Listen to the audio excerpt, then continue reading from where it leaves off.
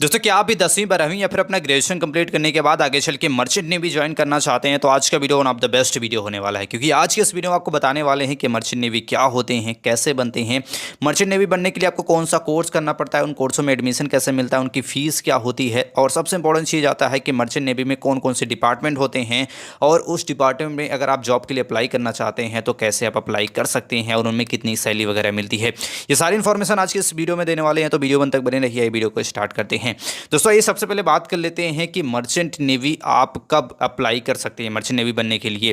दोस्तों सबसे पहले आप 10th के बाद अप्लाई कर सकते हैं, यानी कि 10th के बाद भी कई सारे पोस्टों के लिए यहाँ पे वैकेंसी निकाली जाती है। दूसरा आता है कि आप 12th के बाद भी अप्लाई कर सकते हैं, और बहुत सारे स्टूडेंट के मन में क्वेश्चन आता है कि क्या हम ग्रेजुएशन के बाद भी मर्चेंट नेवी ज्वाइन कर सकते हैं। तो आप ग्रेजुएशन के बाद भी मर्चेंट नेवी में ज्वाइन हो सकते हैं। अब आइए सबसे जो इंपॉर्टेंट चीज़ आता है, जो आपके मन में कई सारे लोगों के मन में एक क्वेश्चन रहता है, कई सारे लोगों के मन में ये डाउट रहता है कि मर्चेंट नेवी और इंडियन नेवी में क्या डिफरेंस होता है। दोस्तों मर्चेंट नेवी की बात करते हैं तो ये इंपोर्ट या फिर एक्सपोर्ट करने की एक प्राइवेट कंपनियां होती हैं। दोस्तों एक देश से दूसरे देश में अगर कोई व्यापार करना है, वहाँ से ट्रांसपोर्टेशन करना है, कई सारी चीज़ों को लाना हो गया या फिर लेके जाना हो गया, तो वो सारी चीज़ें करने के लिए मर्चेंट नेवी की ज़रूरत पड़ती है। और उसमें कई सारे पोस्टेस होती हैं। वहाँ पे कैप्टन होता है शिप को चलाने के लिए, वहाँ पे इंजन्स को देखने के लिए, वहाँ पे डेक डिपार्टमेंट को देखने के लिए, गैली डिपार्टमेंट को देखने के लिए कई सारे लोगों की ज़रूरत पड़ती है। और उस जॉब के लिए वहाँ पे कई सारे लोगों को हायर किया जाता है, और ये होते हैं आपकी मर्चेंट नेवी। इंडियन नेवी की बात करते हैं तो ये सिक्योरिटी पर्पज के लिए काम करती है। भारत के तटीय सीमाओं से भारत की सुरक्षा करने के लिए इंडियन नेवी की स्थापना की गई है। तो आई होप इन दोनों के बारे में जो बेसिक्स डिफरेंस है वो आप समझ गए होंगे। और जो इंडियन नेवी होती है वो गवर्नमेंट जॉब होती है, वहीं मर्चेंट नेवी की बात करते हैं तो एक कंप्लीटली प्राइवेट कंपनियों द्वारा यहाँ पे आपको हायर किया जाता है मर्चेंट नेवी को। अब आइए बात कर लेते हैं जो मोस्ट इंपॉर्टेंट आता है कि जो मर्चेंट नेवी के पोस्ट होता है उसमें 3 डिपार्टमेंट बेसिकली होते हैं शिप में। पहला होता है आपका इंजन डिपार्टमेंट, जिसको देख रेख करने के लिए आपको वहाँ पे हायर किया जा सकता है। दूसरा होता है डेक डिपार्टमेंट, यानी कि जो ऊपर का ढांचा होता है जहाँ पे सामान वगैरह लोड होता है, जहाँ पे लोग रहते हैं। और तीसरा आता है आपका गैलरी, यानी कि कुक्स, यानी कि जो भी वहाँ पे लोग रहते हैं, जो काम करते हैं, उनको खाना वगैरह बना के देने वाले गैलरी वाले यानी कि कुक वाले होते हैं। अब सबसे पहले बात कर लेते हैं कि अगर आप 10th के बाद या फिर अपना 12th आपने आर्ट या फिर कॉमर्स से पास किया हुआ है तो कौन सा कोर्स कर सकते हैं और कौन से डिपार्टमेंट में आप जॉब प्राप्त कर सकते हैं। दोस्तों अगर आपने 10th पास किया हुआ है या फिर अपना 12th आर्ट या फिर कॉमर्स स्ट्रीम से आपका है तो आप सर्टिफिकेट कोर्स इन मरीन, आपका मरीन टाइम कैटरिंग आपका हो गया, या फिर जीपी रेटिंग हो गया, ये 2 कोर्सेस होते हैं जिन्हें आप कर सकती हैं। अब इन कोर्सों की फीस जो होती है वो लगभग 1.5 लाख रुपए के आसपास होती है। और इन कोर्सों में एडमिशन के लिए आपका 10th पास होना चाहिए या फिर आपका 12th आर्ट या फिर कॉमर्स स्ट्रीम से रहता है तो आसानी से इन कोर्सों में एडमिशन मिल जाता है। इस कोर्सों को करने के लिए जो आपकी उम्र होनी चाहिए वो 17.5 वर्ष से 25 वर्ष के बीच में होनी चाहिए। अब इसके कोर्स को करने के बाद आप गैलरी डिपार्टमेंट यानी कि कुक का जो जॉब होता है, यानी कि वहाँ पे खाना वगैरह जो बनाते हैं, वो सारी जॉब्स जो होती है गैलरी डिपार्टमेंट की, वो जॉब आप प्राप्त कर सकते हैं। अब दूसरा आता है कि 12th के बाद आप अप्लाई करना चाहते हैं तो 12th में आपका फिजिक्स केमिस्ट्री मैथ सब्जेक्ट होना यहाँ पे कंपलसरी होता है, और कम से कम 60% मार्क भी आपका होना चाहिए।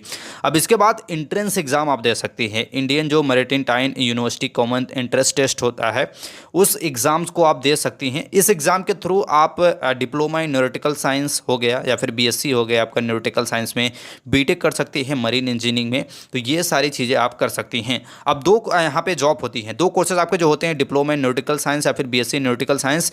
इसके थ्रू आप डेक डिपार्टमेंट में, यानी कि जो ऊपर का ढांचा होता है जहाँ पे लोगों को सिर्फ देखभाल करना होता है कि सारी चीज़ें अच्छे व्यवस्थित ढंग से है या फिर नहीं, उस डिपार्टमेंट आप जॉब प्राप्त कर सकते हैं। वहीं हम बात करते हैं बीटेक इन मरीन इंजीनियरिंग में किया हुआ है तो आप इंजन डिपार्टमेंट में वो जॉब प्राप्त कर सकते हैं। इंजन में कुछ खराबी हो गई, इंजन अच्छे से काम कर रहा है या फिर नहीं कर रहा है, ये सारी जो चीज़ें देख रेख करनी होती हैं वो इंजन डिपार्टमेंट में आप बीटेक मरीन इंजीनियरिंग में कोर्स को करके आसानी से जॉब को प्राप्त कर सकती हैं।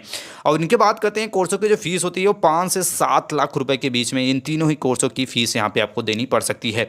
तो कुछ इस प्रकार से आपको जॉब यहाँ पे प्राप्त कर सकते हैं। अब बहुत सारे स्टूडेंट के मन में सवाल आता है कि क्या ग्रेजुएशन के बाद हम अपना इस फील्ड में अपना कैरियर बना सकते हैं। तो अगर आप मर्चेंट नेवी में ज्वाइन होना चाहते हैं ग्रेजुएशन के बाद तो आपको बीई या फिर बीटेक कोर्स करना होगा, वो भी आपको मरीन इंजीनियरिंग में आपका ग्रेजुएशन होना चाहिए, यानी कि बीई या फिर बीटेक भी जो आपका होना चाहिए वो मरीन इंजीनियरिंग में कर सकते हैं, या फिर आप चाहें तो डिप्लोमा भी कर सकते हैं मरीन इंजीनियरिंग के। दोस्तों मर्चेंट नेवी में एक और पोस्ट होता है आपका इलेक्ट्रो टेक्निकल ऑफिसर्स का। दोस्तों इस पोस्ट को अगर आप प्राप्त करना चाहते हैं तो आपके पास डिप्लोमा, बीई या फिर बीटेक का कोर्स होना चाहिए, वो भी इलेक्ट्रॉनिक के फील्ड में। अगर आप चाहें तो इलेक्ट्रॉनिक के फील्ड में डिप्लोमा कर सकते हैं, बीई या कर सकते हैं, या फिर बीटेक कोर्स कर सकती हैं और इलेक्ट्रो टेक्निकल जो ऑफिसर्स की जो पोस्ट होती है उसे आप प्राप्त कर सकती हैं।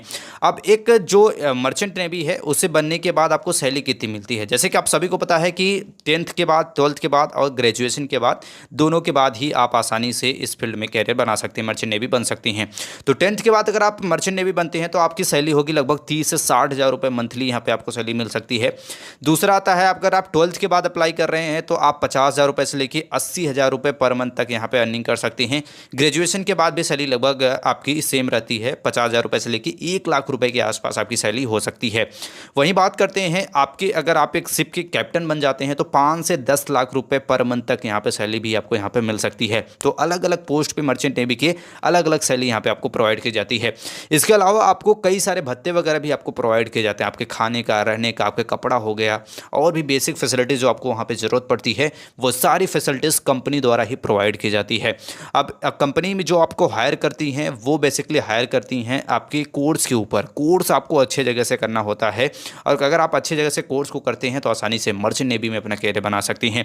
आई होप मर्चेंट नेवी में कैसे करियर बनाते हैं 10th के बाद, 12th के बाद, ग्रेजुएशन के बाद आप समझ गए होंगे। वीडियो से कोई मैंने क्वेश्चन और डाउट्स आप कमेंट हमसे पूछ सकते हैं और इसे जानकारी के लिए चैनल को लाइक और सब्सक्राइब करना ना भूलें। मिलते हैं नेक्स्ट वीडियो में, तब तक के लिए जय हिंद।